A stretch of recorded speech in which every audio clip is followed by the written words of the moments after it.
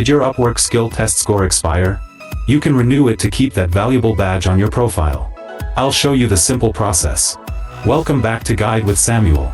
Upwork skill tests are valid for 1 year, so renewing them is part of maintaining a strong profile. To renew, go to your Profiles, Skills section. Find the test you want to renew. You'll see its status is expired. Click on it, and you'll be given the option to retake the test. The process is the same as taking it the first time. It's timed, and you'll get a new score and badge based on your performance. A crucial pro tip: don't wait until the last minute. Schedule your retake when you have time to briefly review the subject matter. Your knowledge has likely improved, so you might score even higher the second time around. And just like that, you can keep your profile looking fresh and qualified. Renewing tests shows clients you're actively maintaining your skills. How many tests do you have that need renewing? For your final question, subscribe for our next video on how to demonstrate expertise on Upwork. Thanks for watching.